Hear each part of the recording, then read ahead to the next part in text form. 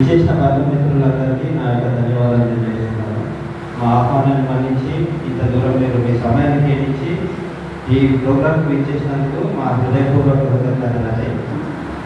నేను మామ అంటే నేను మొదటి అంటే పెద్దలు ఇంటికి పెద్దలు అంటే దాదాపుగా నాకు 2005లో వివాహం అయింది. ఇప్పుడు 2023 వరకు అంటే దాదాపు 18 సంవత్సరాలు మామతో నాకు రిలేషన్ ఉంది. ఎప్పుడైతే సరే మామ గురించి మాట్లాడదామన్నా కూడా మామ గురించి ఏం చెప్పాలన్నా కూడా చాలా తక్కువ. ఒకటి మాత్రం చెప్పగలుగుతాను ఏంటంటే ఈజ్ కంప్లీట్ మ్యాన్ అంటే అసలు ఈ గుణం మామ మనుషుల దగ్గర ఏ గుణాలు అయితే ఉండాలో అవన్నీ ఉన్నాయి. ఈ గుణం లేదు మామ దగ్గర అన్నట్టుగా ప్రతిదీ డెడికేషన్ కానీ ప్లానింగ్ కానీ డౌట్ ఎంత ఎత్తుకు ఎదిగినా కూడా ఎన్ని అసలు ఏ లెవెల్లో ఉన్నా కూడా ప్రతి ఒక్కరితో ఎంత మర్యాదగా మాట్లాడతాడంటే అంత మర్యాద ఇచ్చి మాట్లాడతారు. దగ్గర ఇంటి రాగానే కూర్చోమంటాడు, అన్నం పెడతాడు. అసలు నిజంగా ఎటువంటి మర్యాద అంటే ఒక రేంజ్లో ఉన్న ఆఫీసర్స్ ఇంత డౌట్ వేస్తూ ఉండడం అనేది నా జీవితంలో నేను ఫస్ట్ టైం చూడడం ఇది. అలాగే అత్తమ్మ కూడా అంతే. అసలు అత్తమ్మ ఎంతగా ప్రేమిస్తుందంటే ఎవరినైనా సరే, ఇప్పుడు అల్లుళ్ళనే కాదు బిడ్డలనే కాదు, ఒక తేడా అనేది ఏమి ఉండదు. వీళ్ళు మనవులు మన బంధువులు అన్నప్పుడు ప్రతి ఒక్కరిని అత్తమ్మ కూడా కంపల్సరీ అందరినీ ప్రేమగా దగ్గర తీసుకుంటారు.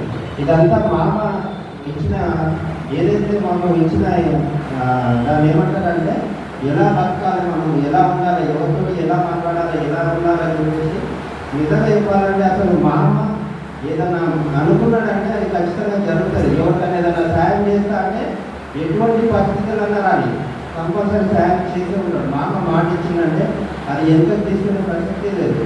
మామ ఏదైనా కన్స్ట్రక్షన్ చేద్దామని ప్లానింగ్ చేసిందంటే దాంట్లో ఎటువంటి తప్పు కంప్లీట్గా పర్ఫెక్ట్ ప్లానింగ్ ఉంటుంది. అసలు ఆయనకున్న నాలెడ్జ్ నిజంగా ప్రతి దాంట్లో నాలెడ్జ్ ఉంటుంది. ఆయన అసలు చెప్పాలంటే నిజంగా వికీపీడియా అంటారు. అట్లాంటి నాలెడ్జ్ఫుల్ పర్సన్ నిజంగా ఇప్పుడు మా మధ్య లేదంటే అది మా దురదృష్టం అని అనుకోవాలి. అసలు ఇంకోటి ఏంటంటే ఈ దేశం మీద అందరికీ అసలు మామ విషయంలో ఒక చిన్న తప్పు జరుగుతుంది. అదేంటంటే మామ యొక్క ఆపరేషన్ అనేది బిడ్డల పోస్టుతో కానీ అన్నుల పోస్టులో కానీ అత్తమ్మ పోస్టులు కానీ జరగలేదు.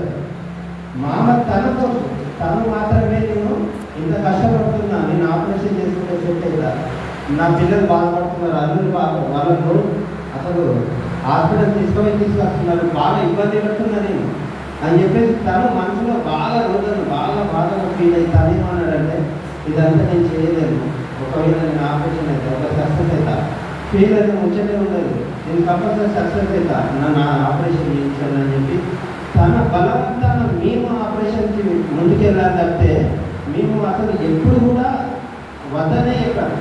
ఆఖరికి హాస్పిటల్లో అడ్మిషన్ అయినప్పుడు కూడా సెకండ్ మళ్ళీ ఒపీనియన్ తీసుకున్నాం. మామని మనము మీరు తొందరపడకండి అంటే మామ వినలేదు. నేను ఇంకా మిమ్మల్ని ఇబ్బంది పెట్టే తలుచుకోలేదు. నాకు చాలా బాధ అవుతుంది. మిమ్మల్ని అసలు అంటే అల్లుడుగా మిమ్మల్ని సొంత కొడుకులాగా మీరు చేస్తుంటే ఇంకా నాకు అది భరించలేని బాధ అనిపిస్తుంది. మీకు ఇంకా నేను పనిచేస్తాను. నాకు అనేది నాకు ఎటువంటి ప్రాబ్లం కాదు. నేను కంపల్సరీ నాకు అంతకుముందు హార్ట్ ఆపరేషన్ అయింది. తను ఆల్రెడీ షుగర్ పేషెంట్, ఆల్రెడీ స్టెన్స్ పడ్డాయి. నేను మంచిగా బతకంతా, మీరేం బాధపడకండి, నేను ఆపరేషన్ చేసుకుంటాను, నాకు ఆ కెపాసిటీ ఉంది, నేను ధైర్యంగా ఉన్నాను, నా ధైర్యాన్ని మీరు చూడకుంటండి కంపల్సరీ అంటే మేము పద్ధతిగా ఇక అప్పటికి ఒప్పుకొని అంటే బాధగా ఒప్పుకొని చేశాను తప్పితే మా ఎటువంటి ఇబ్బంది కానీ పోసారి మామూలు మాత్రం పెట్టదు.